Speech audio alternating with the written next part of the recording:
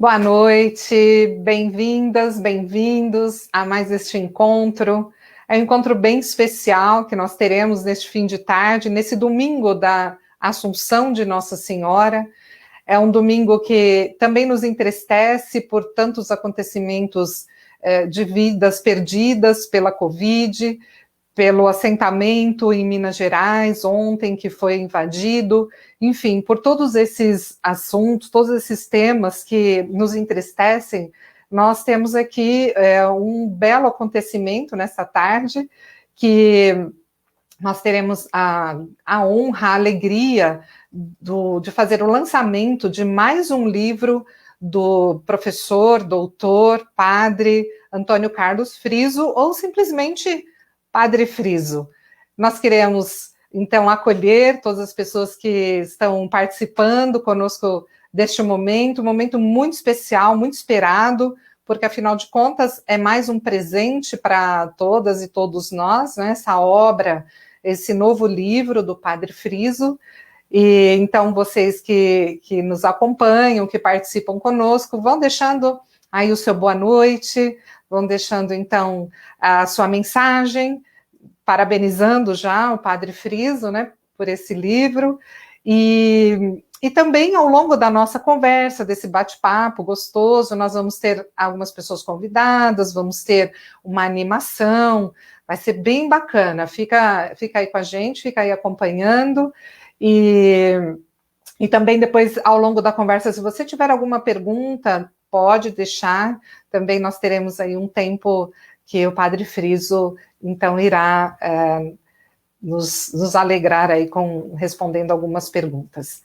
Sem demora, sem delongas, nós vamos chamar, então, o Padre Friso, que é o autor, então, do livro, para dar um oi para a gente. Boa tarde, Padre Friso, bem-vindo. Boa tarde, Célia, que prazer falar contigo, falar com os irmãos e irmãs, com companheiros e companheiras, sobre, nesse dia tão importante como você falou. Não sei se você sabe, a Célia é mestra em Mariologia, por isso que ela caprichou, deu toda a ênfase a esse domingo da Assunção de Nossa Senhora, um dogma decretado pelo Papa Pio XII, um Papa que pegou uma época muito difícil no mundo. É a época, ele pega de cheio a Segunda Guerra Mundial, não é? E guerra é guerra, não é? E guerra só beneficia uma pessoa, quem produz armas. Por isso que, quando alguém fala armar a população, eu já digo, para aí. É para beneficiar quem produz armas. E Pio XII foi Papa durante a Segunda Guerra Mundial. A Segunda Guerra começa em 39, vai até 45. E em 1950, ele percebe que a pessoa de Maria sempre foi cultuada na igreja. Nos primeiros séculos, Maria Madalena teve muito mais ênfase. Mas depois, cresce o culto a Nossa Senhora. E aí, em 1950, o Papa formata, né? Declara o dogma da Assunção de Maria. Isto é, alguém que foi mulher, alguém que casou com José, alguém que engravidou de Jesus. No tempo de Jesus, eram as mulheres que ensinavam o aletramento para os filhos. E ao pai caberia uma profissão. Ela está em Caná da Galileia, no primeiro milagre. Depois, vê Jesus na sua vida de atividade pública, vê o filho sendo espancado, a cruz passa diante dele, ele morre, ele é assassinado, e lá está ao pé da cruz a mãe de Jesus. Vem Pentecostes e ela está com os discípulos. Então, por isso que, desde os primeiros séculos, as comunidades guardaram na memória Maria. Em 1950, eu penso assim, sabe, Célia, que o Papa Pio XII pensou, o mundo está muito triste, o mundo está muito doloroso, doído. Muitas pessoas foram dizimadas, famílias desapareceram, não é? os nazistas, não é? Impuseram à comunidade judaica a Shoah. 6 milhões de judeus foram, só por ser judeus, por puro ódio, como a gente vê hoje no Brasil, por puro ódio. Você falou aí do que fizeram em Minas Gerais ontem, no Campo do Meio, não é? Por aqui no Brasil, por puro ódio, a gente mata um negro, mata a mulher, mata uma criança, não é? Enfim, eu creio que esse dogma da Assunção de Maria, o Papa foi sábio, aliás, é um nome muito sábio. Ele quis dar ao mundo mais esperança. Não. Nós temos lá no céu a mãe de Jesus, Assunta, não é? Eu até me emociono, que intercede por nós. Então, com certeza, essa mãe de Jesus e nossa mãe, lá no céu, olha para os seus filhos, né? Como todo filho, como toda mãe, jamais abandonam seus filhos, suas comunidades, homens e mulheres que lutam para promover nesse mundo a paz, o amor, mais esperança, mais defesa, né, aos pobres, que Deus tanto ama, né, o estrangeiro, órfão, viúva, ontem e hoje. É isso, Célia. Mas a Célia, pessoal, temos que fazer uma live com ela. Ela é especialista em Nossa Senhora, no estudo sobre Maria. Nossa, já começamos muito bem este nosso encontro, né? Depois de toda essa fala aqui, eu não vou nem começar, porque realmente não é o tema, né, da nossa live, mas eu quero agradecer, parabenizar desde já, Padre Friso, por este livro, né, esse lançamento, e também acolher as pessoas que estão nos acompanhando. Nós temos aqui muitos amigos, amigas já, Maristela, Luísa, Hortência, a Nilva, a Sônia, a Cris Romão. Então, assim, nós estamos muito bem acompanhados, né, com muitos amigos, muitos realmente pessoas que vieram assim prestigiar. Mas para brilhantar então esse nosso encontro, nós vamos convidar aí para fazer uma animação a Lídia, bem-vinda, e é com você, som na caixa. Pode se apresentar.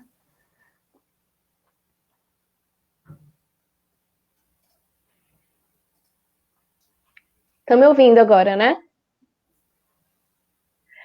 Eu sou a Lídia, eu sou do grupo As Despejadas, daqui de Guarulhos, né? Nós somos uma banda só de mulheres. Nós começamos nossa caminhada lá na Pastoral da Juventude e depois firmamos nosso trabalho com atividades lá na Escola Estadual Antônio Viana de Souza. E a gente está nessa caminhada aí há 4 anos, né? Aliás, 5 anos e meio. Eu vou fazer uma música que foi o nosso último lançamento, né? Ela se chama Erga-se. Acho que é uma música muito gostosa da gente abrir o encontro, né?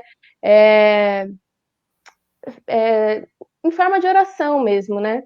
Então, erga-se.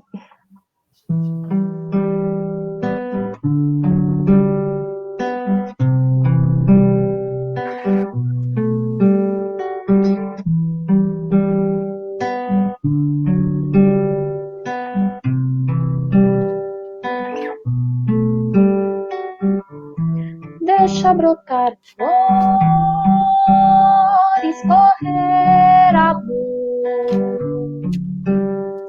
Divino é teu sagrado ventre.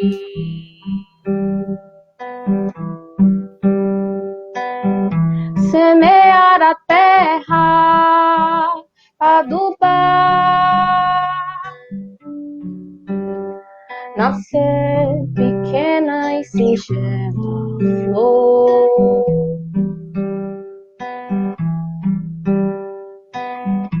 Rompe o asfalto, engole o ódio, mesmo ferida, vence a dor, imagem, semelhança do amor e da dor.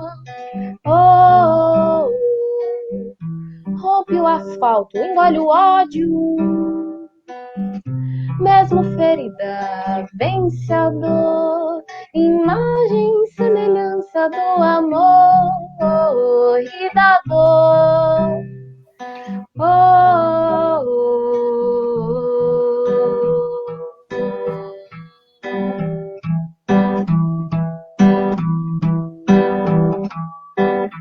das ruas feridas, rebentando as cinzas, ergue-se a flor, zombando da dor, das ruas feridas, rebentando as cinzas, ergue-se a flor, zombando da dor. Oh,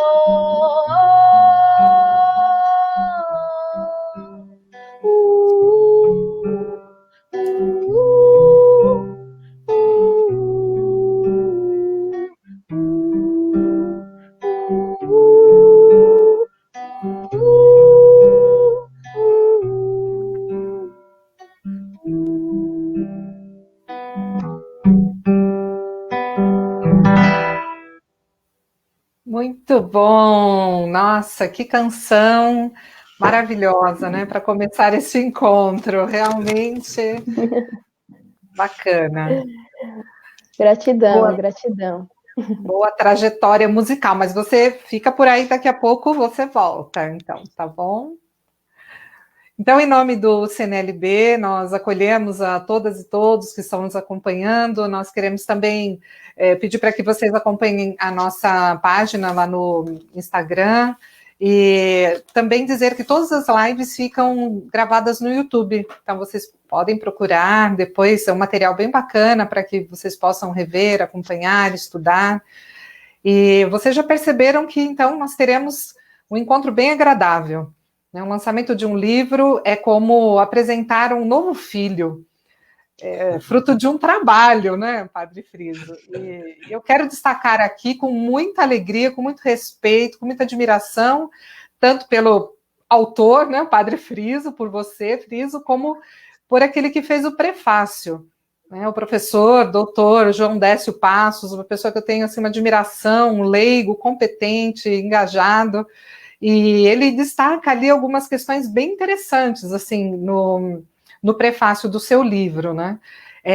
Um dos aspectos mais interessantes, assim, que ele coloca é o seu engajamento social. Portanto, fruto do seu trabalho acadêmico é o seu olhar sensível a uma realidade, a partir de um aspecto bíblico. Olha que interessante isso. Né, para a gente perceber assim, que um trabalho acadêmico ele não nasce só de fruto de uma leitura, fruto de uma pesquisa literária, mas a partir também de um grito, de uma realidade, que você tão bem destacou, foi buscar ali na realidade do povo da Bíblia, lá no contexto do Deuteronômio, que você depois vai... Você que é o perito, né, para explicar isso aí, mas eu queria só destacar, assim, como que você encontrou com essa sensibilidade na pessoa do estrangeiro, do pobre, da viúva, realidades que nós enfrentamos ainda hoje como um grande desafio na falta de políticas públicas, na falta de um cuidado.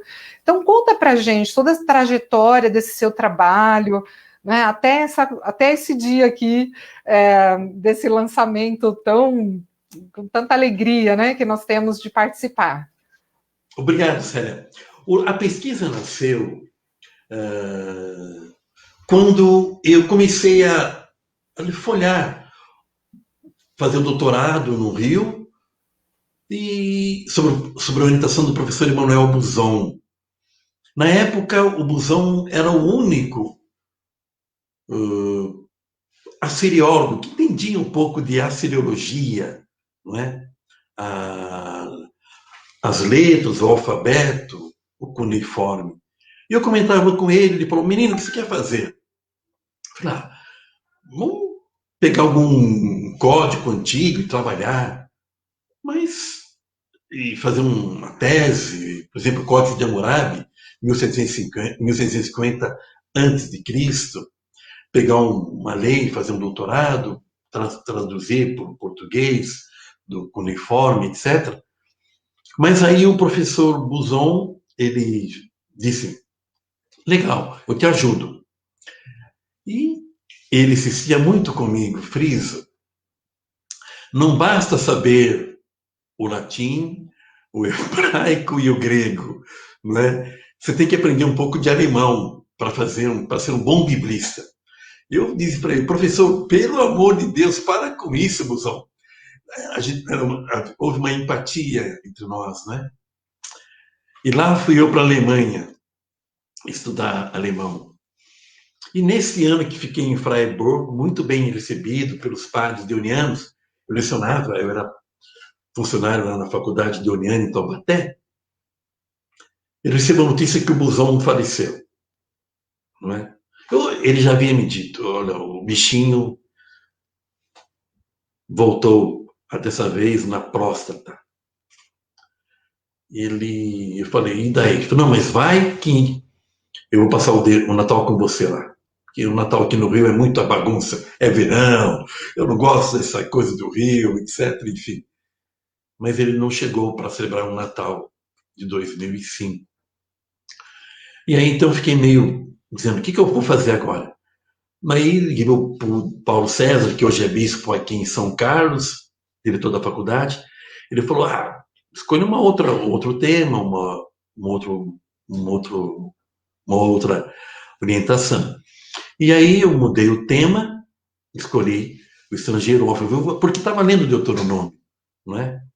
E estava lendo um texto do Gentzer, não é? Um exegeta alemão, e eles falavam desse termo, a tríade social, trilogia social. Eu falei, nossa, que coisa interessante, ele deu um carimbo, né? Trilogia social, estrangeiro, órfão, viúva. E eu fiz questão, então, de me debruçar sobre textos do Deuteronômio que defendem essa trilogia social. E aí a orientadora, o Paulo César, professor, me indicou a Maria de Lourdes Correia Lima, biblistas da maior fina estampa lá da PUC do Rio, e eu de lá da Alemanha, aqui do Rio, me orientando. Aí dei início ao trabalho. Em 2009 fiz a defesa. Aí o trabalho ficou paradinho, a defesa, não é? E esse ano, por ser o ano dedicado ao Deuteronômio, eu falei, nossa, eu tenho aquele texto sobre o Deuteronômio, vou repaginar. Então é o que eu fiz. Eu repaginei a tese doutoral e saiu esse livro, não é?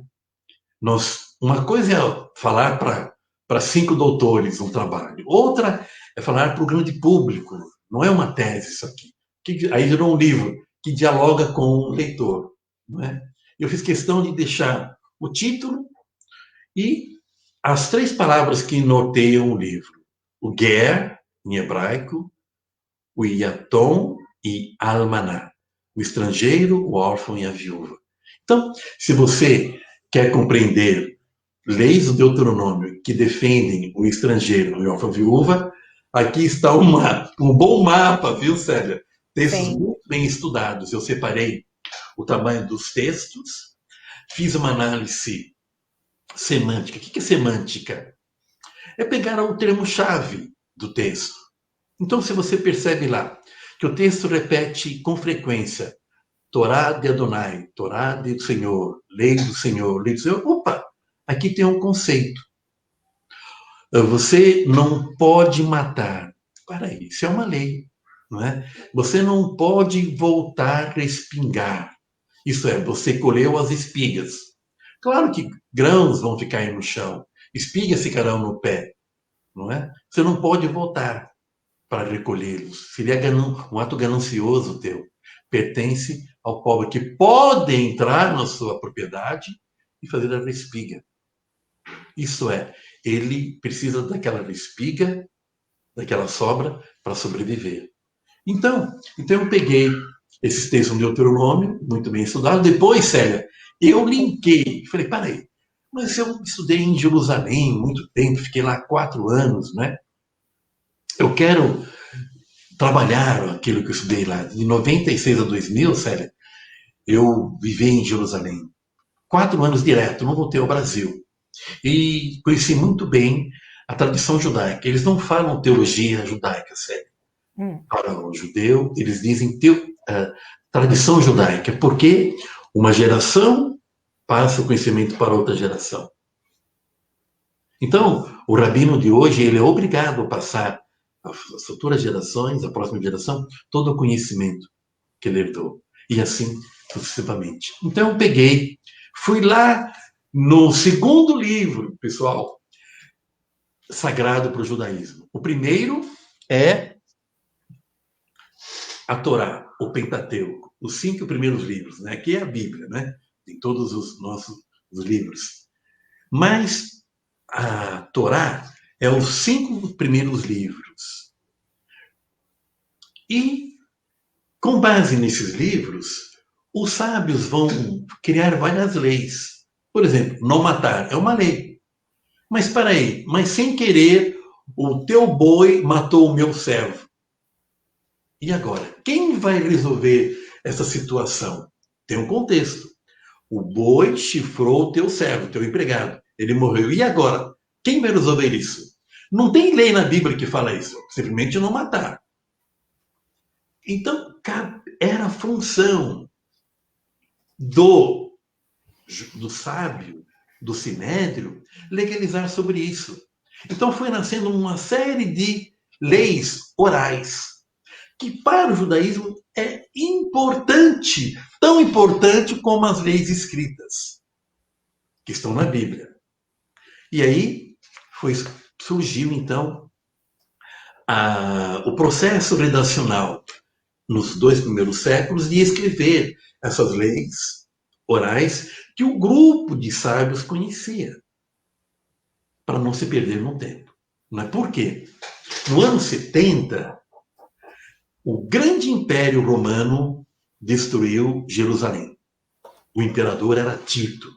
Se você for a Roma, todo império existe para imperar. Né? Eles querem viver para sempre. Então, se você for a Roma, você vai encontrar o arco de Tito. Tito era um general, depois trouxe para Jerusalém candelabros de ouro, como esse que tem aqui à minha direita, aqui, aqui assim, tá vendo? Que é um candelabro. Mais grandes, utensílios de ouro, e entrou na principal via de Roma, foi aclamado, e logo depois se tornou imperador. E fizeram para ele um arco, dedicado ao arco de Tito. Então, lá, se você olhar, tem os utensílios que ele trouxe do templo de Jerusalém. Anos depois, sério, isso é interessante. Anos depois, no ano 135, houve uma insurreição. Uma insurreição. Os judeus de toda a Judéia, da Palestina, da diáspora, se reuniram sob a liderança de Rabi Akiba e sobre um grande soldado chamado Bar Kokhba. E fizeram uma insurreição. Nós não aceitamos que os romanos fiquem na Palestina. Não aceitamos o que eles fizeram. Fizeram uma insurreição, mas foram dizimados. E aí, Jerusalém ficou sendo a Hélia Capitolina. Isso é, a capital da família de Adriano, outro imperador, que chamava-se Aélio. Então, e ele diz, agora Jerusalém está proibida para judeus. Então, o que fizeram os sábios? Vamos começar a escrever a tradição oral, que nós sabemos da boca, de consenso, não é? A gente não fala hoje de jurisprudência. O que é jurisprudência? É uma norma que vai sendo repetida pelo fórum, pelos advogados, não é? E assim surgiu a Mishnah no século II, não é? Isso foi a lei que era conhecida na cacholinha, P pela boca, pela transmissão oral, foi escrita. E eles conservaram, sim, as leis do Deuteronômio para defender no interior da comunidade o estrangeiro, o órfão e o viúvo. E aí nasce, então, a Mishnah. E eu faço, então, um paralelo entre esses 2 livros sagrados, o Deuteronômio e a Mishnah, e deu nesse trabalhinho aqui. Muito legal. É tão importante conhecer, né, todo esse contexto, sobretudo porque, por conta da tradição oral, é extremamente necessário realmente que possa ter essa continuidade, né, para ter o centro, que é a preservação da vida. E eu estava aqui lendo, fazendo já a propaganda aqui de algumas partes, né, do seu livro, não tem como, realmente começa a ler, começa a entrar aqui é uma porta que se abre e o caminho se vai, né? Muito bacana.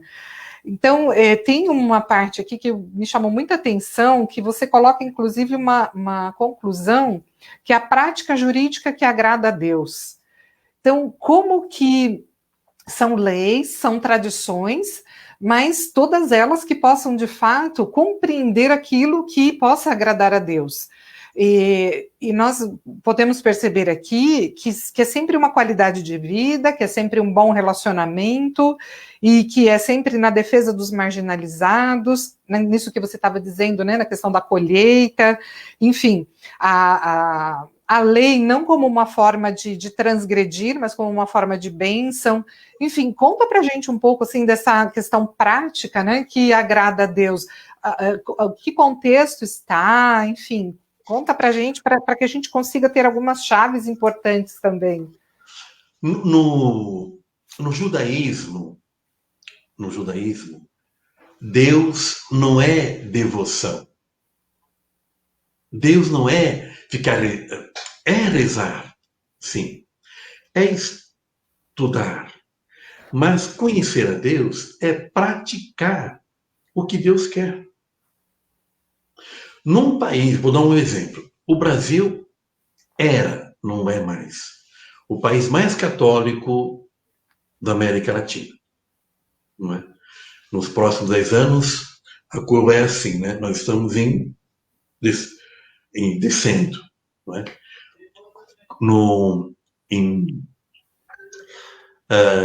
Éramos a maioria de católicos, né? Quando a família real chega no Brasil, 99,9% eram católicos, não é? Hoje a gente está oscilando entre 55% e 54%. Vamos ver o próximo censo. Por quê? Nós esquecemos de que amar a Deus é viver a fraternidade com o outro. Não tem outra maneira, diz o Deuteronômio. Quer amar a Deus? Pratique a justiça. Quer amar a Deus? Acolha o pobre. Quer amar a Deus? Ame o teu irmão. Quer amar a Deus? Perdoe o teu irmão. Quer amar a Deus? Não seja avarento. Quer amar a Deus? Preserve os dons, as riquezas de Deus às futuras gerações. E isto está no Deuteronômio e vai respingar no segundo livro sagrado, que é a Mishnah, não é? Que é o desejo de pesquisar e garantir, fazer uma lei. Você não pode cobrar o dízimo do pobre. Você não pode violentar a viúva. Você não pode maltratar o estrangeiro. Percebe? E eu estou falando isso, Célia, nos 2 primeiros séculos, quando os judeus já não estavam mais na Palestina, estavam fora. E a Mishnah, então, vai respingar, vai ser vivida, vai ser praticada para as comunidades que estão na diáspora. Expulsos por Adriano, os judeus, a comunidade judaica, vão viver no Egito, no Oriente, na Arábia, onde hoje é o Líbano, onde hoje é a Jordânia, onde é a Síria, vão para Roma, vão para o resto do Império. E vão viver, sobretudo, em guetos. E nos guetos tem alguém que vai dizer, não, temos que apoiar. Ninguém entre nós vai ficar tão rico que não pode ajudar o irmão. Percebe? Então é muito importante isso. A Mishnah serviu, foi uma lei, um conjunto de normas que deu garantia ao irmão judeu que poderia estar numa situação de estrangeiro, de viuvez ou de orfandade. Lembrando, né, Célia, que Roma se impôs diante de muitas guerras.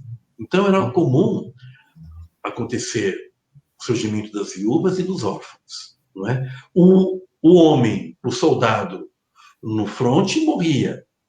Não é? Eles ganhavam a batalha, o Império Romano, não é? E levavam as crianças para serem educadas na cultura romana. E as mulheres eram escravizadas. Não é? Veja quanto sofrimento. Daí, então, a importância da Mishnah em dar guarida, dar suporte jurídico para obrigar a exercer o que nós chamamos hoje de caridade, de justiça. Muito bacana, é importantíssimo, né? Assim, porque é uma trilogia que remete à caridade e que nos leva ao centro da Trindade, que é esse amor, que é um amor que envolve, né, todas as pessoas para que realmente todos possam ter vida, todos possam ser acolhidos de alguma maneira, todos possam ter terra, teto, trabalho, que nós recentemente, né, estamos ainda, né, na sexta semana social, a pedido do Papa Francisco, então é uma obra realmente que vem nos chamar a atenção de todos esses aspectos, sobretudo para os pequenos de hoje também, né? E eu quero destacar aqui, tem tanta gente bacana aqui, tantos amigos dando parabéns, saudando o Wellington Alves, a Eliane Martiniano, dizendo assim que o pessoal está dizendo que é uma verdadeira aula aqui, né? Que honra. A Kátia, né, que diz isso, o Sidney Beltrán, a Regina Estela Santos, a Samila, o professor Hélio, com a família também está presente, a Regina Pimentel. Então, que bom, assim, todo esse prestígio, queremos realmente agradecer esse momento bem, realmente de privilégio, né, para que a gente possa te escutar, assim, realmente falar sobre essa obra bem bacana. Legal. Isso, então fale um pouco mais, conta para a gente também, eu vi que tem uma distribuição ali dos capítulos, você já falou da questão semântica, nós já falamos dessa questão prática, né, então fala um pouco mais do que nós vamos encontrar lá no miolo. Legal. Aliás, tem que falar do livro, né? Eu começo pelo prefácio. Eu trabalho com esse grande teólogo, um grande pesquisador. Eu dou aula desde 2011 no ITESP, aqui em São Paulo, uma faculdade de teologia que existe há mais de 46 anos.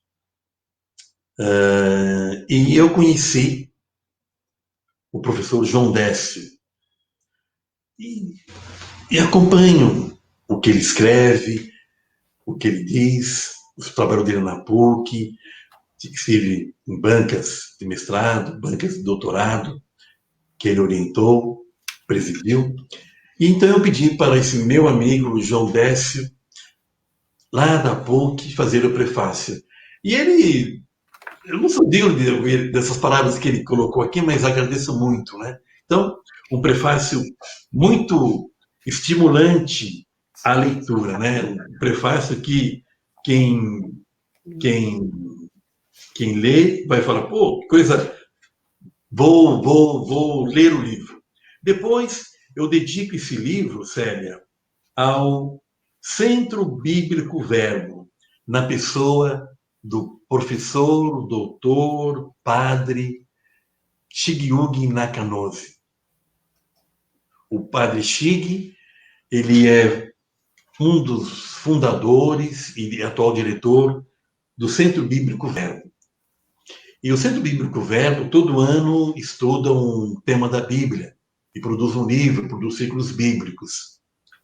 E no Centro Bíblico Verbo, na pessoa do meu amigo e professor mestre, Shigi, eu aprendi a servir a Adonai e servir as pessoas pobres. Não tem um texto bíblico que o Shigi não diga, não nos questione. Ele fala assim, e os pobres aí? Pega um salmo, e os pobres? Pega uma parábola, e os pobres? Pega um texto sapiencial, não é? Feliz o homem que não vai ao conselho dos ímpios, nem se assenta na roda dos zombadores, Salmo 1. Né? Pelo contrário, se fazer isso também do Senhor. Ou o salmo que todo mundo gosta, aí o Senhor é meu pastor, nada me faltará. O Shigi diz, onde podemos ver o pobre? Então, eu dedico esse livro ao Centro Bíblico e na pessoa do professor Shigyugi Nakanoze. No primeiro capítulo, eu apresento um pouco onde eu vejo, onde nós encontramos e quais textos você encontra citações ao estrangeiro, ao órfão e à viúva no Deuteronômio, não é? Então, eu selecionei alguns capítulos, capítulo 10, capítulo 12, enfim, e pesquisei nesses capítulos a citação ao estrangeiro, ao órfão, à viúva. Eu faço sempre uma... eu coloco um tamanho no texto. Né? Porque a Bíblia, Célia, é uma coxa de retalho. Não é um texto que a gente sentou e escreveu no começo, uma pessoa só. É uma coxa de retalho, um pedaço amarelo, um pedaço azul, um pedaço preto, um pedaço branco. Um escreveu isso, outro escreveu aquilo. E um redator final costurou. E aí deu uma bela coxa de retalho.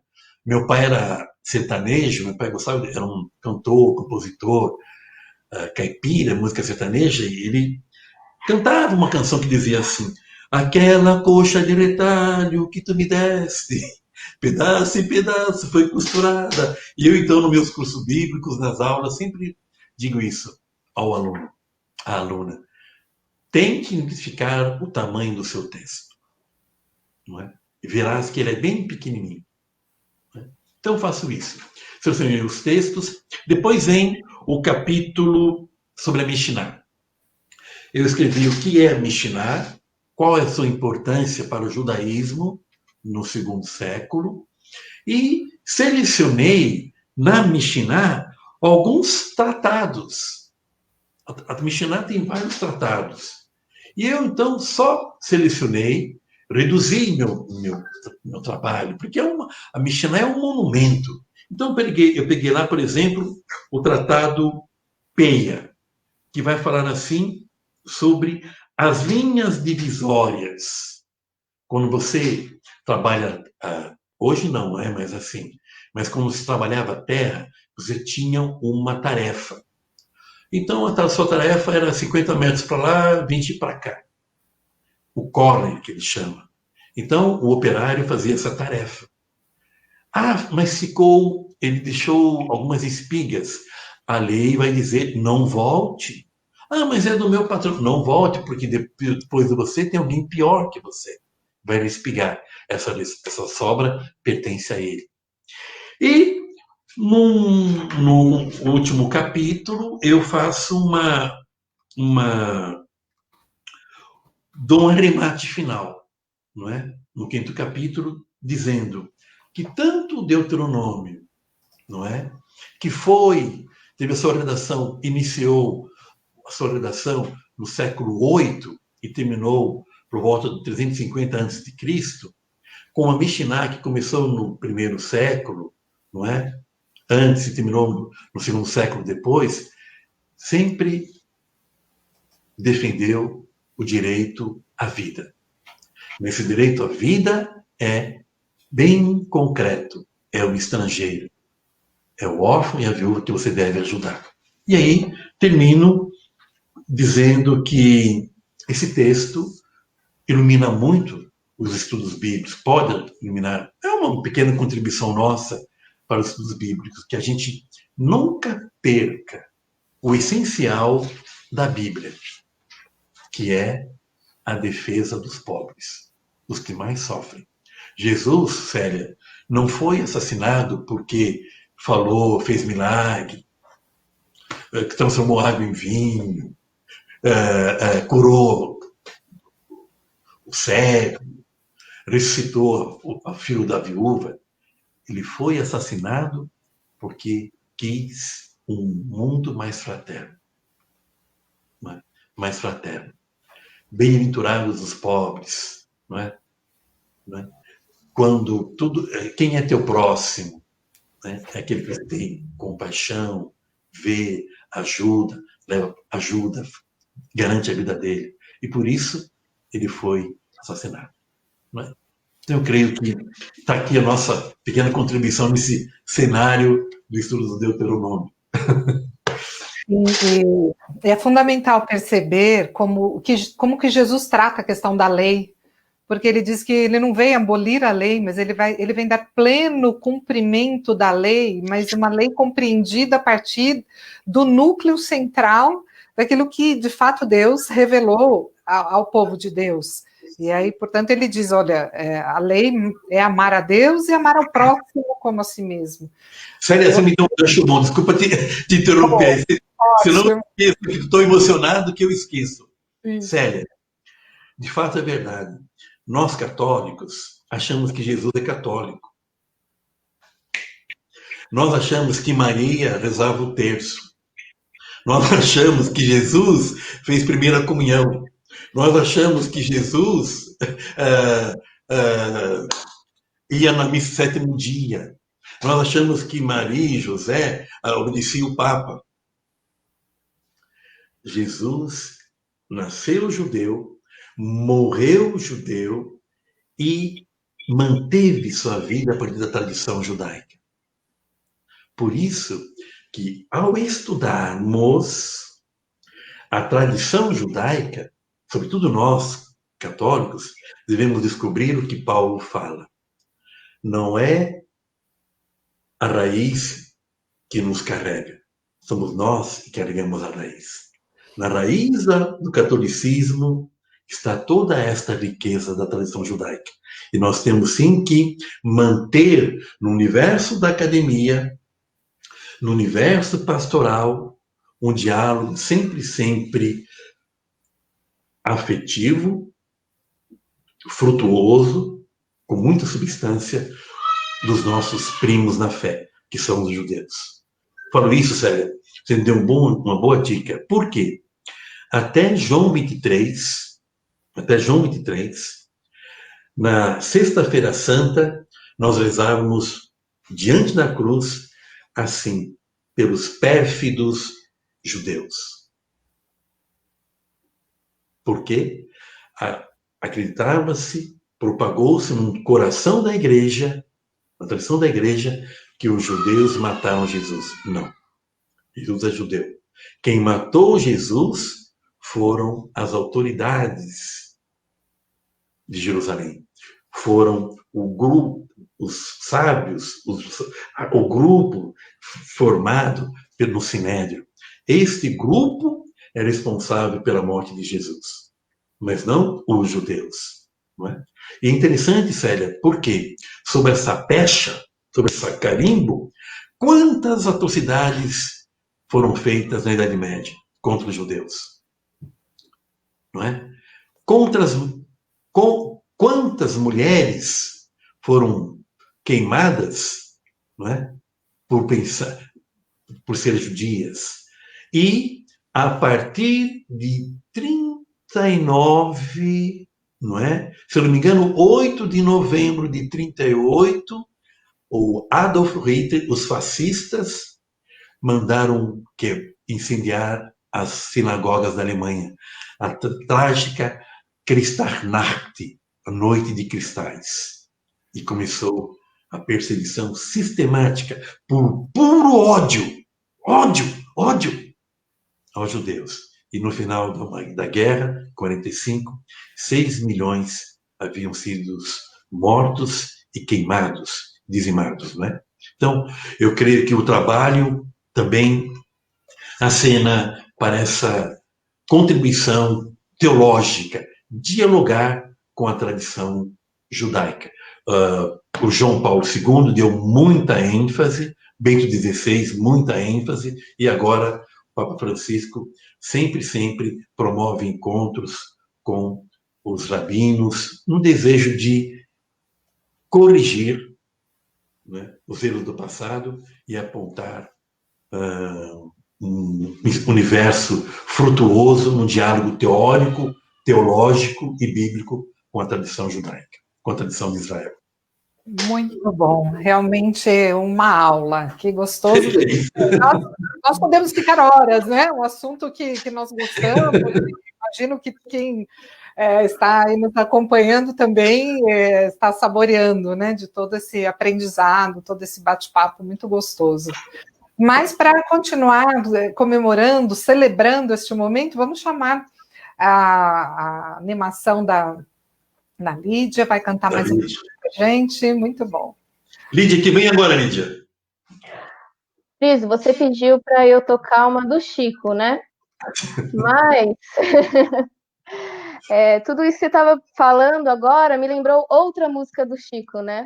Que ela se chama Cordão, né? Que você estava falando dessa questão da, da, da fé em prática, né? Um sonho que se sonha sozinho é só um sonho, né? Quando você sonha junto com outras pessoas, compartilha, né? Ele consegue ser colocado em prática, né?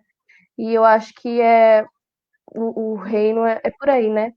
E aí eu separei uma música do Chico que se chama Cordão. Eu vou fazer ela a capela mesmo.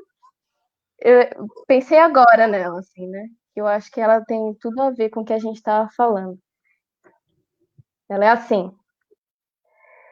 Ninguém vai me segurar, ninguém há de me fechar as portas do coração. Ninguém vai me sujeitar a trancar no peito a minha paixão.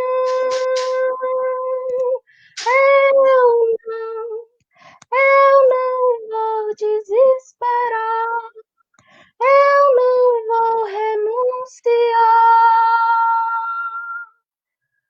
fugir.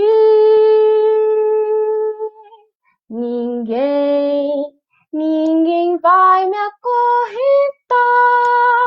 enquanto eu puder cantar, enquanto eu puder sorrir. Ninguém vai me ver sofrer, ninguém vai me surpreender na noite da solidão, pois quem tiver nada a perder vai formar comigo imenso cordão.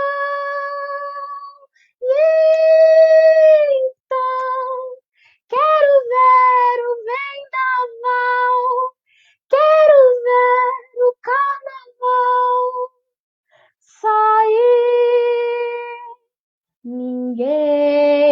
Ninguém vai me acorrentar enquanto eu puder cantar, enquanto eu puder sorrir, enquanto eu puder cantar. Alguém vai ter que me ouvir enquanto eu puder cantar, enquanto eu puder seguir, enquanto eu puder cantar, enquanto eu puder sorrir.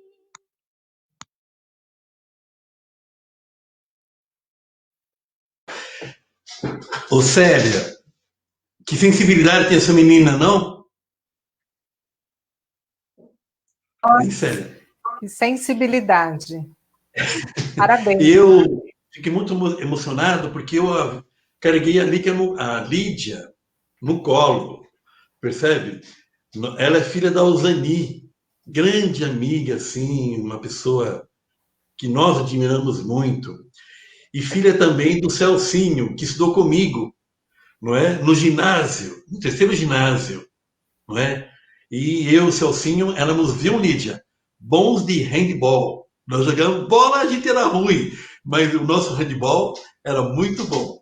Então, fico muito emocionado de te ver, por isso que eu a convidei. E ela tem um trabalho interessante com as despejadas, tem um CD, parece que já estou formatando o segundo, e fiquei muito emocionado contigo. Mas ela me deve aquela do Chico ainda, viu? Ah, vai ter que voltar. Aquela que você ia cantar, Lídia? Oi, não ouvi. Como se chama aquela que você ia tocar no violão? É Caravanas, o nome dela. Mas ela está preparando para o próximo livro, quem sabe? Ótimo, muito bom. Vamos aguardar. Sim, pode aguardar. Nós estamos pensando com o padre Vanzella, Célia. Sim. Conhece o padre Vanzella, José Vanzella? Sim, conheço. Ele é um grande estudioso da campanha da fraternidade. Então, nós estamos preparando um livro para falar sobre a história da campanha da fraternidade, a geração Teen. Nós, na igreja, não sabemos falar com os adolescentes. Não é? A gente quer fazer todo mundo coroinha, coroinha, coroinha. Ele é coroinha, quando chega com 13 anos, começa a descobrir que o corpo mudou, começa a descobrir que tem vontade de namoro, consegue descobrir que está flertando. Aí ele sai do altar. Isso mostra, Célia, que a igreja tem muita dívida com a sexualidade. Nós temos uma dívida incomensurável com o Freud. Mas isso aí é assunto pro Jung, dívida com Freud, Jung. Isso aí é assunto pro João Décio, que é muito melhor, que é bom teólogo. É verdade. Que bom. Olha, nós estamos aqui com muitos amigos, inclusive a Rosani deixou um abraço aqui também, e também, o Friso, o pessoal está perguntando onde pode adquirir o livro. Acho que é importante dar essa informação para que as pessoas possam solicitar o seu, e também algumas pessoas pedindo com autógrafo. Então, vamos ter que ver algum esquema para deixar em algum lugar com autógrafo, né? Dia 22, Célia, Oi. dia 22, na Cúria, aqui na Gilberto Dini, sábado que vem, vai ter a primeira feira de solidariedade. Vai estar lá o pessoal do MTST com produtos orgânicos, haverá os artesãos vão estar mostrando seu trabalho, e eu vou estar com a minha barraquinha vendendo livro, tá bom? Pode ficar tranquilo, que vai ter alguém lá com a maquininha lá, e é bem baratinho o livro. E toda a renda do livro eu quero vou doar, né? Não é muita coisa, para a Escola de Fé e Política, não é? E para ajudar a Cláudia. A Cláudia já falou já? Já falou? Não. Vai falar daqui a pouquinho, ela e o Zelídio. E para ajudar a Cláudia a viajar para Roma, no encontro com jovens economistas, que o Papa Francisco, em novembro, está promovendo. Em novembro agora, eu vou... Então, parte do livro, a gente quer ajudar na vaquinha da Cláudia aí. Ótimo. Né? Legal. Daqui a pouco a Cláudia vai falar. Tá legal. Eu queria destacar um depoimento aqui da Helena Fernandes. Então, olha o que ela diz. Sou jornalista, conheço o trabalho e a luta do Padre Friso há mais de 20 anos. Esse livro é mais uma contribuição para que a gente aprenda os verdadeiros ensinamentos da fé cristã. Obrigada, Padre e amigo Friso. Olha que bonito, né?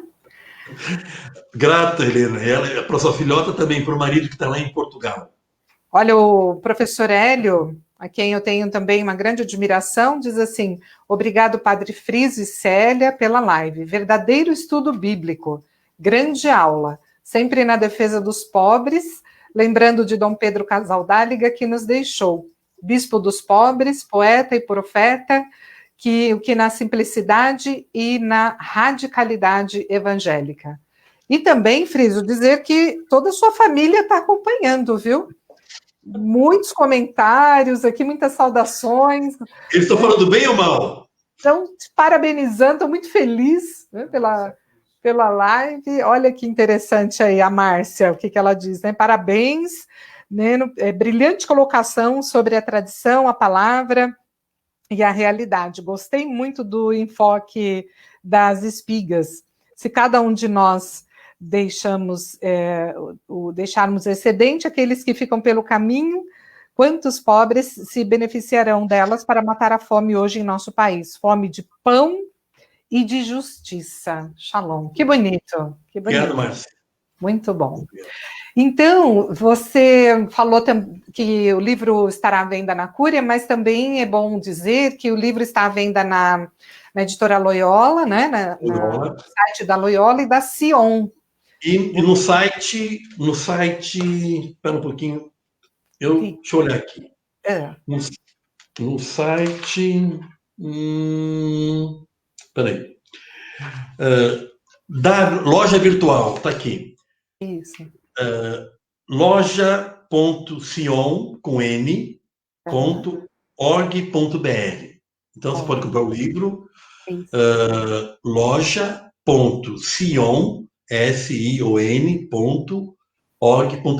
E também Livraria Loyola, Loyola com Y, L-O-Y-O-L-A. Vai na tela. Tá bom? E mas se você comprar lá, não tem autógrafo. Mas dia 22 tem autógrafo ao vivo. Muito bom. E você dizia, então, dessa distribuição, dessa partilha, né, que você fará, deixando as espigas pelo caminho, então, para outras iniciativas, e uma delas para a ida, então, da Cláudia, né, nossa querida Cláudia, que irá, então, para o encontro com o Papa Francisco, né, sobre a economia de Francisco e Clara. Vamos acolher, então, a nossa querida, que, então, bate um papo aí com ela. Bem-vinda, Cláudia, nesse momento importante, né, da publicação, então, de mais um livro, né, do Padre Friso. Bem-vindo. Boa noite a todos e todas. Eu gostaria primeiro de parabenizar o padre pela publicação, dizer que é uma honra estar fazendo parte desse evento de hoje, assim, mesmo à distância, né, devido ao momento que a gente tem vivido, mas que é importante que façamos um momento como esse para prestigiar o seu trabalho, padre. E reitero o que a Célia falou no começo, não só a minha admiração pelo seu pensamento, né, pelo seu intelecto, mas, sobretudo, também pelo seu chão da realidade, pelas suas ações, assim. Então, eu, como uma jovem aprovada para o encontro da economia de Francisco, digo que é uma honra estar fazendo essa caminhada e essa construção de uma nova economia ao seu lado, né, junto com a Escola de Fé e Política também. Então, só para explicar um pouquinho, a economia de Francisco é um chamado do Papa Francisco. Ele fez uma carta convite para jovens de até 35 anos para que pensemos uma nova economia.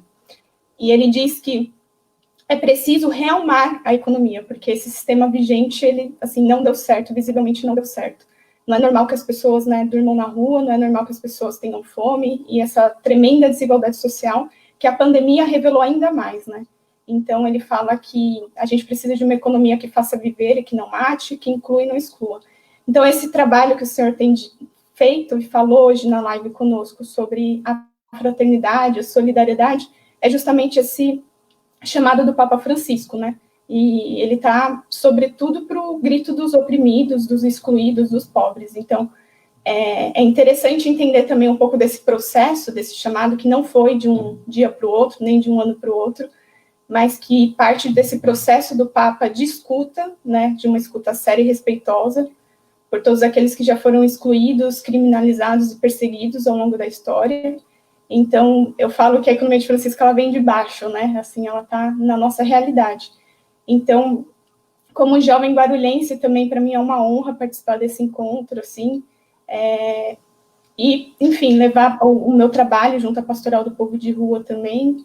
Mas quem quiser saber um pouquinho mais sobre a economia de Francisco, eu fiz uma conversa com a Célia, né, tem, eu acho que o link no YouTube, e na página do CNLB, então tá tudo gravado, mas, assim, eu tô aqui hoje mais para falar minha imensa admiração pelo senhor e parabenizar pelo seu lançamento. É uma grande honra. Obrigado, Célia. A Cláudia está sofrendo muito nesse tempo de pandemia. Ela perdeu a avó e 2 primos muito queridos pelo Covid-19. E ela mesma contraiu a doença. Estamos muito preocupados, mas o namorado, né? Ela tem um noivo, não é? É isso? E tem um noivo que a ama muito, e os dois ali, e os dois se apoiaram um no outro. Foi muito bonito isso, porque ajuda também, né, superar a doença, o coração amado, né? Quando o teu coração é amado, Deus nele está. Sobre isso a gente fala depois, né, em outra live. Eu agradeço a você, Cláudia. e sucesso. Então, eu friso. Agora, é importante falar da vaquinha, né, também, que além da contribuição que cada pessoa pode fazer de forma espontânea, mas também tem um link que nós vamos disponibilizar aí na tela, que você pode entrar lá, você que está nos acompanhando, você pode acessar esse link e fazer a sua doação, fazer a sua partilha, deixar um pouco da espiga também pelo caminho para ajudar nesse projeto, porque essa vaquinha é específica para a Cláudia, né? Tem tantas outras, mas essa é com esse intuito que ela estava dizendo. Realmente nós fizemos um bate-papo bem bacana e que vocês podem depois assistir, né, para entender um pouco mais, mas ela também está à disposição, sempre que ela puder, óbvio, né, para esclarecer um pouco mais, mas faça a sua contribuição, né, ajude também nesse projeto que é tão importante, que o Papa Francisco aposta, confia, chama, envia à juventude, jovens engajados nesses diversos trabalhos, e tem sido assim uma experiência muito interessante, muito importante pelo crescimento também nosso, né, a partir da experiência dos jovens. Eles crescem, mas nós crescemos também com essa bonita experiência, envolvimento e engajamento. Bacana, Cláudia, que bom tê-la conosco. Fique bem.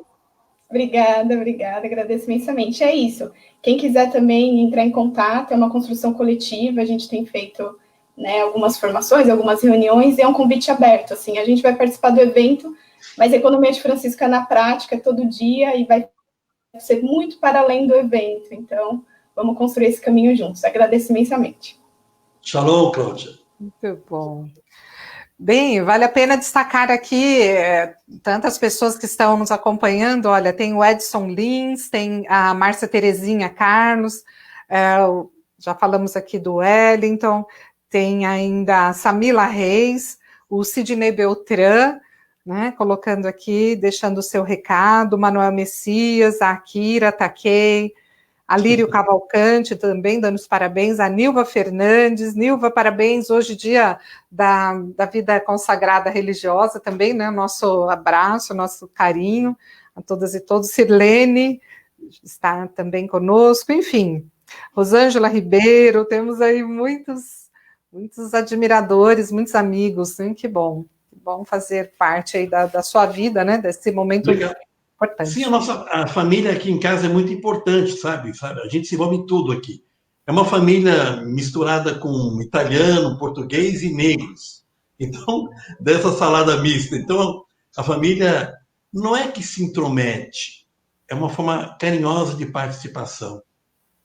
Entendeu? Ótimo, bacana. Vamos lançar o livro, todos estão participando, vai para uma festa, todo mundo participa. Agora já estão pensando em alugar um lugar para o final do ano, para participar todos juntos, os irmãos, as sobrinhadas todas, os sobrinhos, sobrinhas, enfim, bacana. Obrigado a eles também. Bacana. E nós temos mais um convidado, será que já está conosco? O Zenídio ainda não está, né? Que virá falar? Ainda não chegou. Muito bom. Então, Padre Friso, tem pessoas aqui dizendo, inclusive, que o seu livro vai servir como fonte para um TCC que estão desenvolvendo. O Mário, né? Mário Van colocou.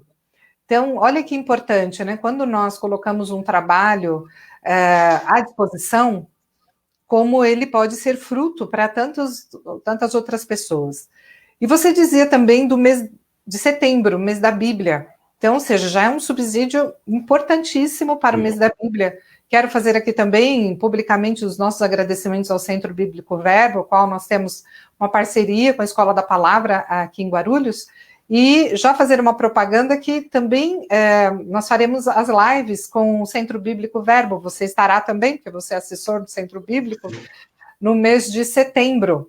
Então, vamos aprofundar um pouco mais toda essa temática do Deuteronômio, e vai ser bem bacana. Então, o seu livro, obviamente, já está na nossa estante para esse estudo, para esse aprofundamento com as nossas comunidades.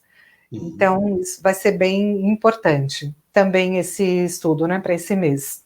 Legal. Sim, ele tem boas contribuições ali, viu? Sem dúvida, eu Veio com imagino. muito no coração. Eu já folhei realmente e vale a pena aprofundar um pouco mais. Sabe uma questão que eu acho que você poderia destrinchar um pouco mais é a Mishnah. O que é, né? Ela faz parte de toda essa tradição, ela é um resumo, ela é a partir da Torá. Explica um pouco mais esse aspecto, Padre Friso, por favor. A palavra Mishnah vem do verbo shaná, repetir, não é? Mas é uma repetição inteligente. Ao mesmo tempo que eu repito algo, eu sou chamado a refletir sobre ele, não é? Então, os sábios, não é, leram a palavra, leram a Torá e transmitiram os seus ensinamentos.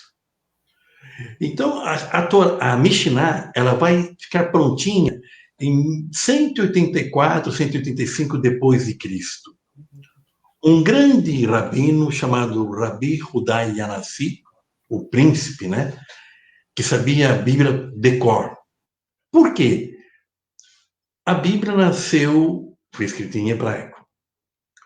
Quem escreveu, evidentemente, a partir do século VIII, quando começa a ser surgir a escrita, o alfabeto na Palestina, ele vai escrever um texto. Esse texto vai ser estudado, vai ser reescrito. E entre os anos de 450 a 400, eu diria 300, né? 350 antes de Cristo, todo o Antigo Testamento está quase prontinho, quase pronto, não é? Talvez tenha faltado o Eclesiastes, uma parte ali do Eclesiástico, assim por dentro. Mas a Bíblia estava prontinha. Os sábios, eles sabiam de cor por quê? Foi escrito em hebraico e eles se alfabetizavam lendo o livro do Levítico, lendo o Pentateuco, lendo as leis. Então, Rabi Hudá Anassi, o príncipe, né, em 184, ele redige, por medo de perder as leis orais, a jurisprudência, a Mishnah, que hoje está como a Bíblia, completinha. Olha lá aqui, ó. Foi escrito em hebraico. Olha ela aqui, Séria. Olha ela aqui, ó. Esta é a Mishnah. Essa é uma edição em espanhol, não é? Toda essa lei, todo esse conjunto de leis orais estão aqui. Então, você lê esse texto, né, que a tradição preservou. Então, lendo essas leis que defendem o estrangeiro ou a viúva, fiz uma exegese, um estudo sobre essas leis e as comparei com o Deuteronômio.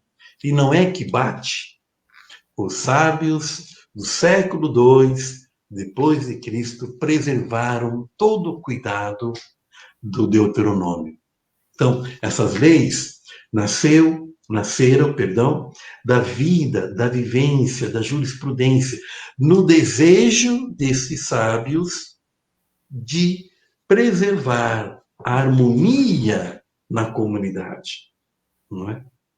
O direito na comunidade, a justiça na comunidade. E olhem sobre o jugo do Império Romano, não é? Então, para a gente entender melhor, não é? Tem duas correntes, não é? O judaísmo, não é? Que nunca parou, não é? Aí vem um tal Jesus aqui, dentro do judaísmo. Jesus morreu, ressuscitou. E essa fé nele faz com que grupos intelectuais judeus acolham sua proposta como Messias. O que vão fazer alguns judeus que aderiram à ideia de Jesus? Nós chamamos de cristianismo primitivo. judeus cristãos. Eu sou judeu, mas para mim, Jesus é o Messias. Então, formaram comunidades. Comunidades que frequentavam o templo no princípio, no início, iam nas orações, não é? Frequentavam o Shabat, faziam circuncisão. Mas a partir dos anos 75, 80, os judeus, fariseus, vão expulsar os judeus cristãos da sinagoga.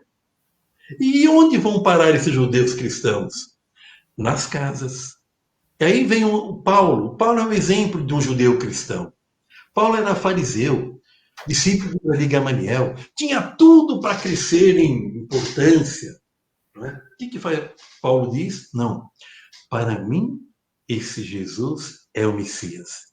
Então, ele entra na comunidade judaica cristã e vai anunciar Jesus como Messias aos gregos, aos libaneses, aos romanos, no estrangeiro, fora da Palestina, porque a Palestina tornou-se um lugar perigoso para quem declarasse discípulo ou discípula de Jesus. Percebe? Sabe, Célia, o que é ser expulso de uma sinagoga? A sinagoga, no judaísmo, é o lugar onde pulsa as relações sociais. É na sinagoga que você recebe a circuncisão, recebe o nome. Você não fala o nome do teu filho antes de receber a circuncisão. Circuncisão, para quem não sabe, é o que nós chamamos de fimose. Quando nasce um nenenzinho, né? A primeira coisa que a enfermeira faz, a mãe faz, é pegar o pênis e ver se a glande sai para fora, né? Se não sai, tem que fazer a fimose.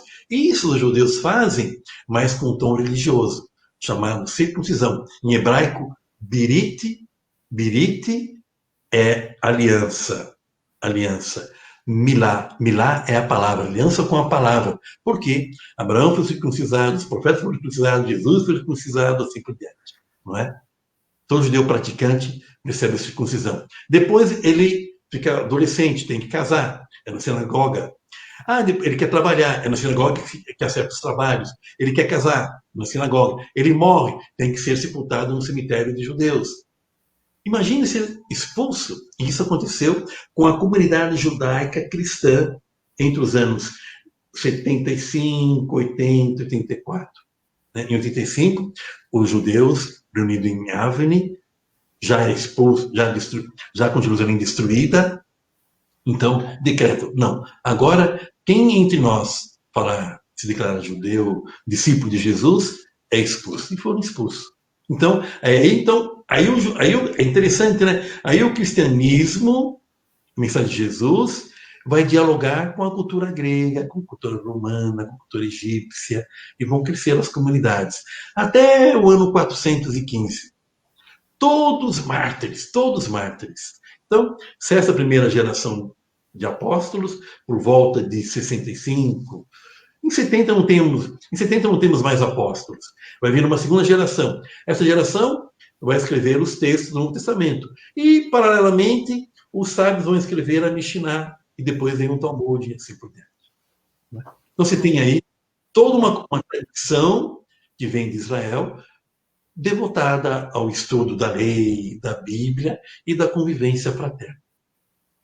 Que maravilha, esse conhecimento todo, né? Bem, as pessoas estão elogiando realmente aqui, porque são muitas informações super importantes, mas quando você fala de Paulo, né, como judeu, a primeira carta aos Filipenses, ele coloca bem isso, né? Ele é judeu, fariseu, questão do esterco, tudo aquilo que eu assumia como verdade, a lei, né? Agora é na graça. E aí ele usa uma expressão assim que sempre me chama muita atenção. Quando ele diz, tenham em vós os mesmos sentimentos de Cristo Jesus. E esse sentimento hoje, né, quando nós olhamos para a sua obra, para o seu trabalho, quando você indica ali toda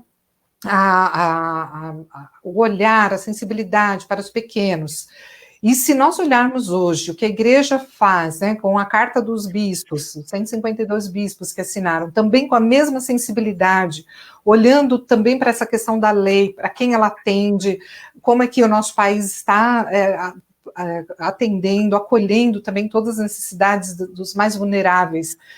Qual que é a relação que você pode colocar, então, dizer para nós a partir dessas duas questões, né? Tanto Paulo, como nos diz, então, a partir da sua conversão, desse encontro com Cristo, e dizer o sentimento, que é isso que você colocou lá da Mishnah, né, com toda a questão da tradição. Você trouxe Paulo como um judeu. Nós somos herança desse cristianismo, né, de alguém que acredita no Jesus que é ressuscitado, que é vida plena e é vida para todos, aquilo que ele diz. E hoje, esse grito profético também da igreja.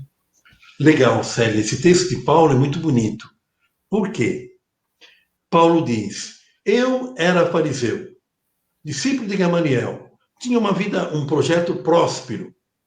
Encontrei Jesus a caminho de Damasco. 3 vezes, Atos dos Apóstolos narra a conversão, o encontro com Paulo. Conversão não. Paulo não se converteu. Paulo foi encontrado pela graça de Deus, encontrou o Messias, não é? E ele diz assim, tudo que eu tinha como importância agora eu considero como esterco, mas esterco não é jogar fora, é rumos, é aquilo que me sustenta. O meu judaísmo, o meu farisianismo, não é? Que eu aprendi, me sustenta. Mas eu não defendo mais, porque daqui para frente vou levar a mensagem do Cristo. Então, olha só o que Paulo vai dizer.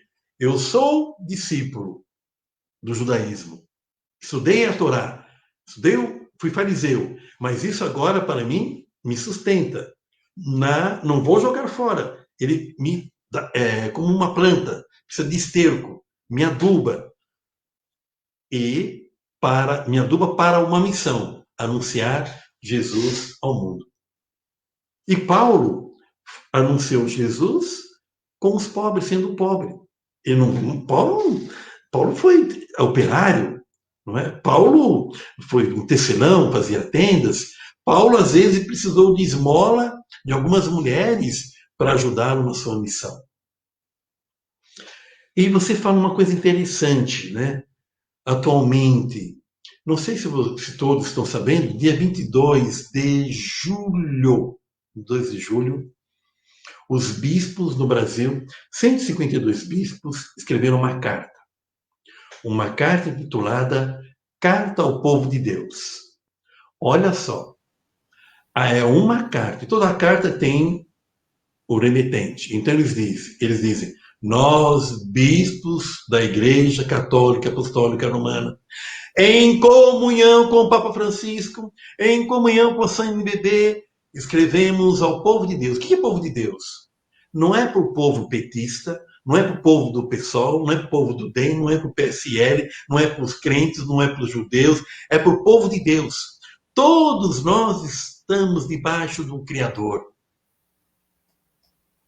E eles escrevem essa carta dizendo, estamos assustados pelo desequilíbrio social, pelo aumento da violência, pela manipulação da religião, que o governo federal, 4 vezes ele cita o governo federal, e uma só vez, presidente da República. E é uma pena que muitas pessoas embarcaram nessa canoa furada chamado governo do Bolsonaro. Não é? O Bolsonaro hoje é, para mim, o exemplo mais perfeito do que nós chamamos de demônio. Um demônio sentado num trono, que veio só para dividir, confundir, mentir e matar. Passamos a 100 mil. Era gripe. Vai passar. 10 mil. Vai passar logo. E todo mundo, todos os cientistas, o pessoal da USP, da FGV, da matemática aplicada, dizia, peraí, se não fizermos a quarentena, vai morrer mais gente. Vai chegar a 40 mil. Chegou a 40 mil. Os matemáticos aplicados, vai chegar a 100 mil. Chegou a 100 mil. E vão dizendo, peraí, vai chegar a 100, 50, 200 mil. E o governo, que veio só para mentir, dividir, violar e matar, cruza os braços. Nem ministro nós temos. Temos um menino treinado em logística militar. O que é logística militar? Quem fez o tiro de guerra, o exército sabe disso, né? Infantaria, artilharia, quem vai na frente, quem vai atrás, etc. Mas não entende de medicina. E outra coisa, esse governo, ele defende, não é, o biopoder. Ele não defende as pessoas. Nem gastaram, não chegamos a gastar nem 30% destinado à pandemia. Sabe, tem católicos que ainda resistem em pensar, em criticar esse governo. Essa carta dos bispos tem que ser lida, relida nos grupos, nos partidos políticos, na OAB, pelos advogados, pelos estudantes, pelos professores, pelos operários, pelas comunidades, católicas ou não, para dizer, basta. E criar um grande, lá no capítulo, lá no parágrafo, a carta tem 16 parágrafos, no parágrafo 13, abrir um grande diálogo com base aonde? Na Constituição de 88. Um diálogo com partido, sem partido, movimento, estudante, mulheres, faculdade, centro de pesquisa, para colocar o país no trilho e pensar uma economia diferente. Não dá mais, porque tudo é mercado financeiro. Onde está o dinheiro que para escola, para hospitais, para moradia, saneamento básico? Em Guarulhos, nós não tratamos nem 1 litro de esgoto. Todo o nosso esgoto vai in natura para o Rio Tietê. E tem aqui 3 estações de tratamento prontas para entrar em funcionamento. Não entrou por quê? Em Guarulhos, não é? Temos um trevo que começou com o Eloy 1, Eloy 2, Almeida 1, Almeida 2, Guti 1, e não se acabou. Onde está aquele dinheiro? Onde está esse projeto todo? Por que aquele povo sofre tanto do banho de Bom Sucesso, do Guarulhos? Não é? Nós temos aqui UPAs fechadas que atendiam 11 a 12 mil pessoas por mês. Fechadas. Sabe? E agora vem agitar, fazer hospital. Isso não dá. A política pública, um governo vem, não fez tudo. O outro vem, continua. O outro vem, continua. Mas esse não. Desde do governo Collor, não é? Nós crescemos muito em leis ambientais. O Brasil 92 começou com o Collor. Depois veio Fernando Henrique 1, 2, Lula 1, Lula 2, Dilma 1,5. Aí todas as leis ambientais foram sendo jogadas fora. E eles passaram a boiada assim. Nas leis, na reforma da Previdência, não veio emprego, na reforma do trabalho, não veio emprego, nos conselhos de direito do idoso, da saúde, do transporte, do meio ambiente, tudo foi sucateado, não é? E agora você tem aí um presidente que não ama ninguém, não ama, ele só ama 3 coisas: a si mesmo, os filhos dele, todos corruptos, todos, e os milicianos do Rio. E aproveitam-se dele alguns pastores profissionais, empresários, não são pastores. Se autodenominaram pastores, grandes bilionários, que usam a religião para se enriquecer. Na pandemia, o nosso bispo, Dom Edmilson, diz o seguinte: nos próximos 24 meses, os padres em Guarulhos não receberão quinquênio. Quinquênio, 5% do salário, né? Até os 6 salários mínimos. Os diáconos vão receber só 2 salários. Eram 4, só 2. E o Paulão, deu do bolso dele 50% do salário para a paróquia e pediu para mim 50%. Eu falei, é muito para mim, eu dou só 40%. Tirou 40% da minha côngora, ficou na paróquia para ajudar, porque a crise envolve a todos. Ou nós saímos todo mundo juntos da crise, ou vamos ficar nesse discurso. Ah, tem remédio, de onde? Do Oxford. Eles ganham dinheiro na bolsa. Ah, agora vem vacina da Rússia. Quem ganha dinheiro? Os laboratórios russos ganham dinheiro. Não, agora vem uma da onde? Da França. França está com a China. Ah, os laboratórios chineses ganham dinheiro na bolsa. Isso é especular diante da pandemia, da morte, do sofrimento de milhões de pessoas no mundo. Percebe, Célia? Então eu vejo que ler a Bíblia, refletir a Bíblia, estudar a tradição judaica, é sim caminhar em passos firmes, em casas e caminhos construídos sobre a rocha, firme porque são leis de Jesus, leis da Bíblia, que defendem sim os pequenos. E quem se diz amante da humanidade, quem se diz humanista, nem religião. A religião é ato segundo. Pouco me importa a religião. Nós aprendemos, Célia, que religião é ato segundo. O primeiro ato é o amor.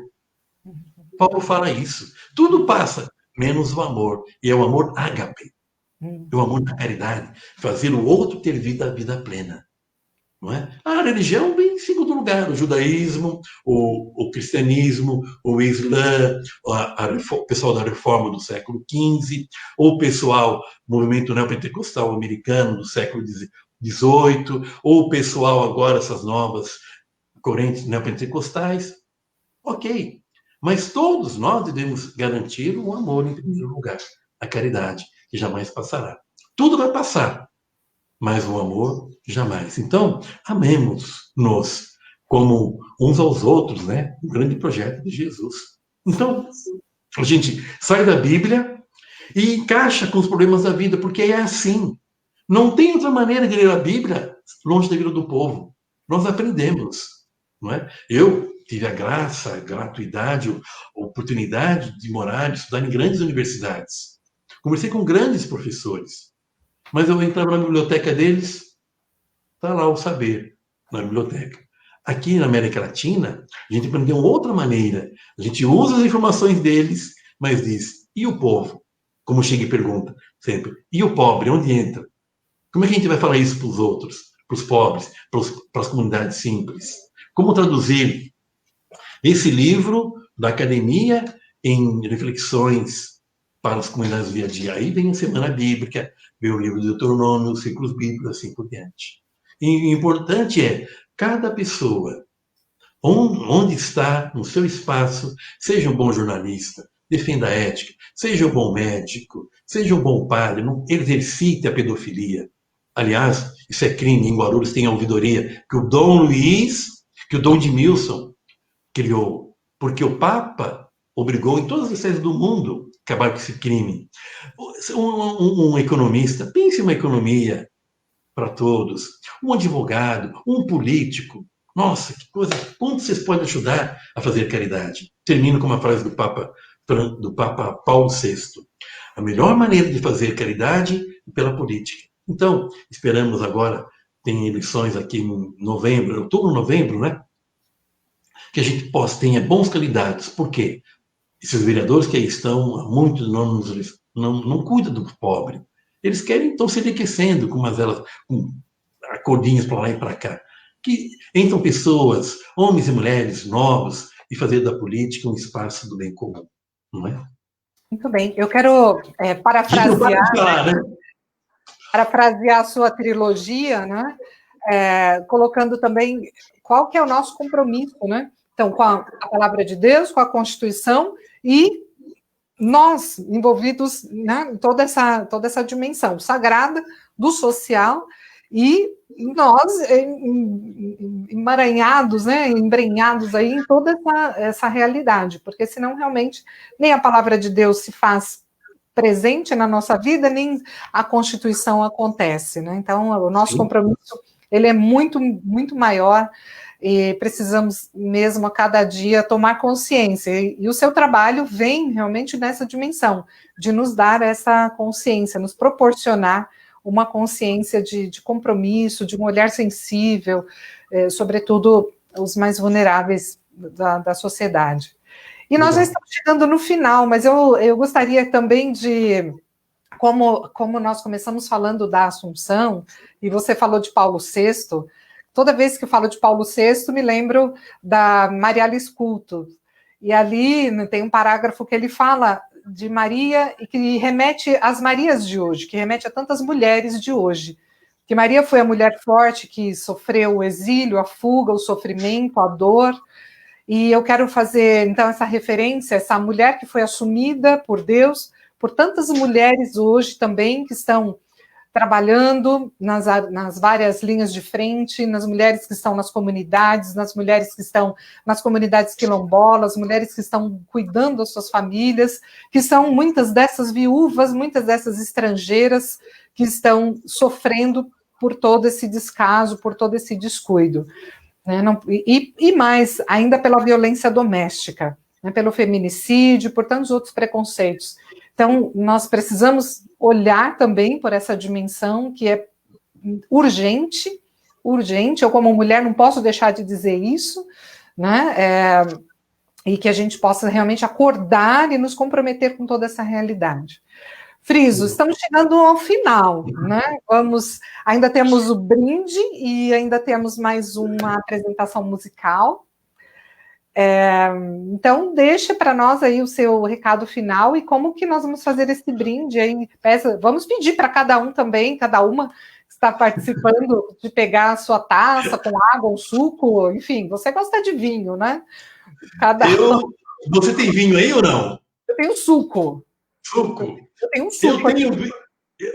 Deixa a Lídia cantar, depois a gente termina com um brinde aí, tá bom? Isso. Vamos lá, e o pessoal se prepara também para fazer. A gente prepara aqui minhas taças, está aqui diante de mim o Ney, meu cunhado, assim, uma pessoa muito da família, também muito presente. Isso. A gente vai fazer um brinde aqui, um brinde com o Ney, e a Lídia brindará com a Zani, com o papai, Celcinho, você com seu esposo aí. Mas eu grato pela oportunidade, que excelente trabalho nós estamos fazendo, né, Célia? Sim. Quem diria que a pandemia iria nos impor trabalhar com a câmera, saber falar, usar os meios de comunicação, não é? Onde a gente poderia fazer uma palestra? Nós estamos em quantas pessoas estão nos acompanhando agora? Tem 54 pessoas ao vivo. 54. 990 visualizações. 990 visualizações. Então, todo mundo numa sala. Então, agora, os que vão compartilhar, enfim. Então, obrigado, que a gente vai tentando superar as dificuldades. Minha mãe gosta muito de uma novela, Eita Mundo Bom. Ela assiste aqui. E tem lá um senhor lá que diz assim, tudo que é ruim dá para melhorar, não é isso? Ele falou lá que o caipira fala. Então, essa pandemia causa muita dor, muito sofrimento. Sobretudo, a dor física, da separação, da perda de um ente querido. Mas você está deixando marcas que a gente não sabe quando vão cicatrizar. A dor da alma, a dor da solidão, da angústia, da depressão e pena do suicídio. Então, que a gente fale, mande mensagens, não é? pelo Facebook, pelo WhatsApp, enfim, a todos. Hoje em dia, levar a boa mensagem é evangelizar, é sinônimo de evangelizar. Então, grato a você, pelo Zé Luiz, pelos filhos que estão sempre aí, jogadores de voleibol. Um joga no SESI, né? No Senai? Em Diadema, um clube em Diadema. E o outro? O outro joga aqui em Guarulhos, na Prove. Jogadores de vôlei, rapazes que a gente viu crescer.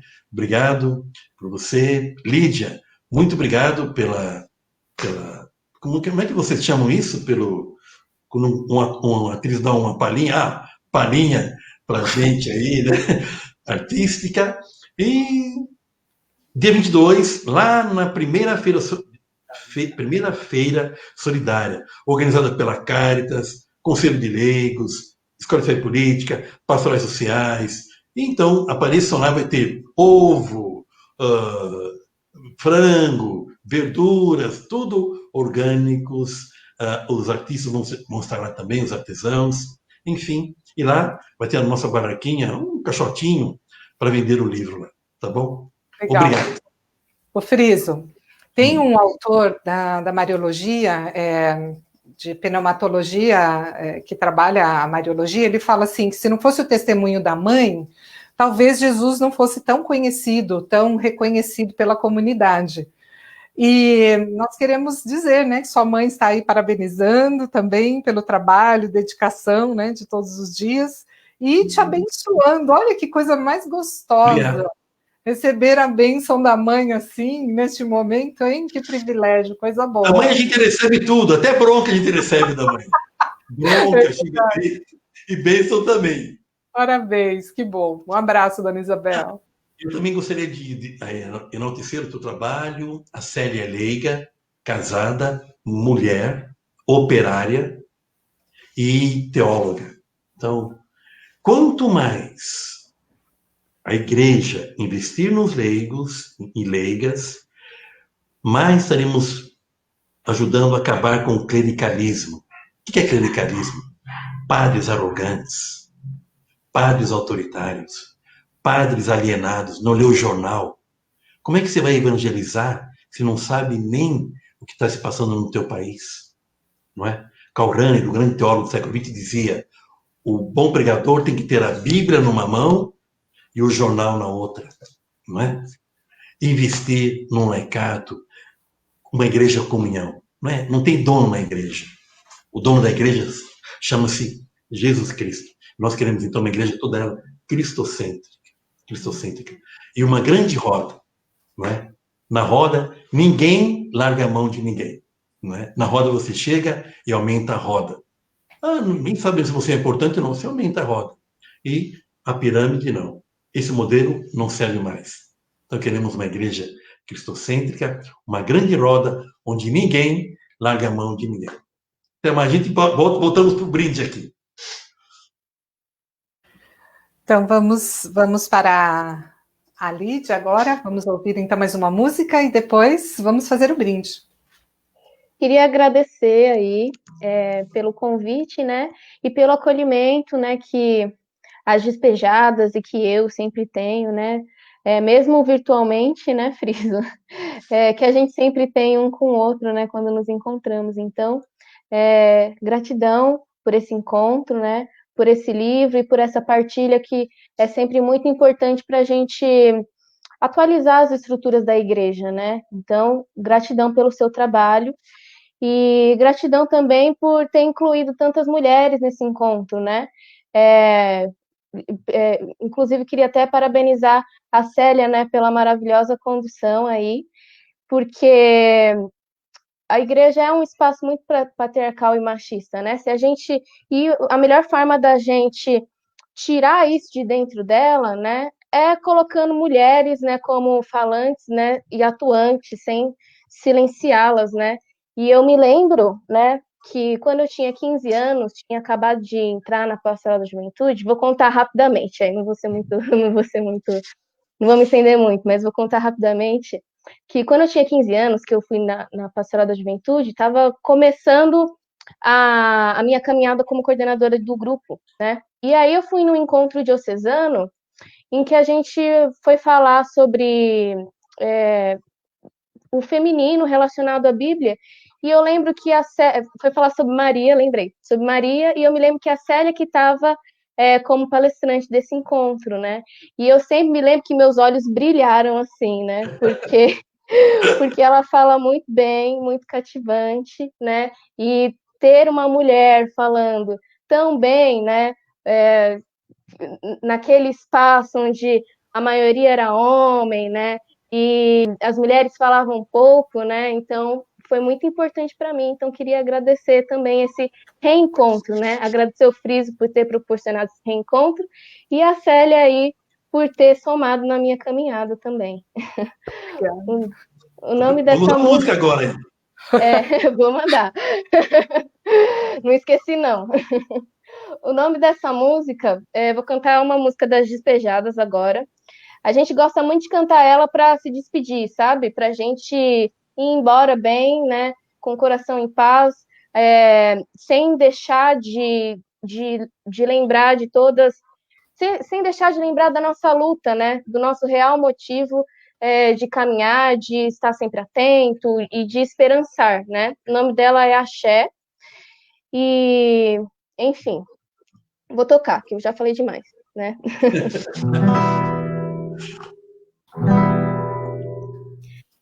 Eita, peraí. Ai, meu Deus. Axé,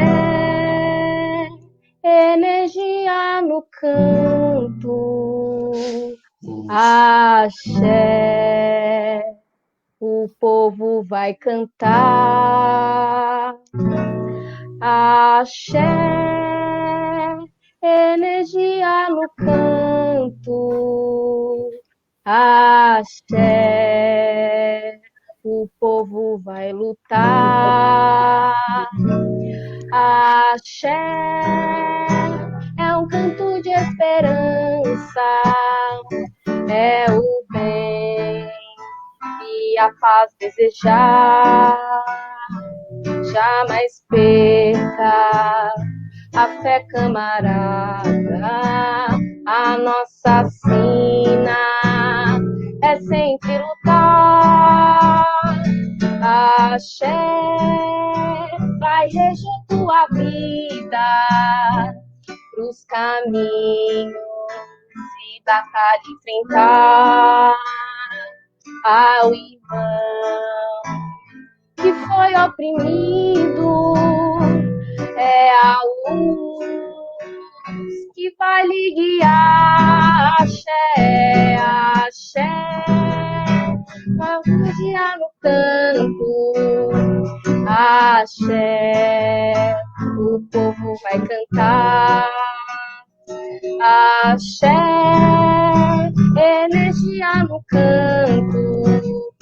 Axé, o povo vai lutar. Cantando axé, energia no canto. Axé, o povo vai lutar. Tá fraco, mais forte. Axé, energia no canto. Ai, axé, o povo vai lutar. Axé.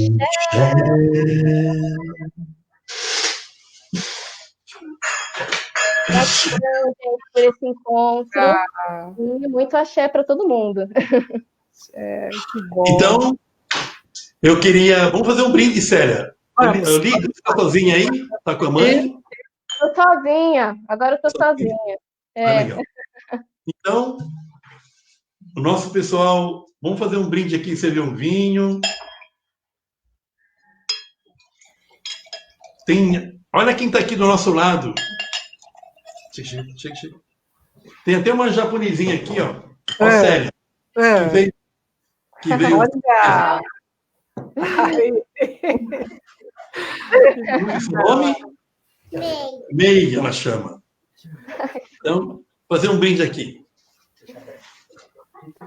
Saúde. Viva! Viva! Vamos, brinde aqui, ó. Obrigado, Zé Luiz. Tchau, Célia. Obrigada, parabéns. Obrigada a todos que nos acompanharam. Parabéns. Vamos adquirir o livro. Então, aqui, ó. Axé para todo mundo. Muito bom. Obrigada a todos, então, que nos acompanharam, todas e todos, esse momento super agradável, de muito aprendizado, uma troca super bacana. E vamos lá, depois com o livro na mão, a gente volta a fazer outra. Legal. Né? Obrigada, então, Axé, Lídia, Cláudia, Zé Luiz aqui, ajudando na técnica, os filhos também, que bom, deu tudo certo. Parabéns, Deus seja louvado por esse momento. Obrigado. Até mais. Obrigada. Até mais. Valeu. Tchau. Obrigada.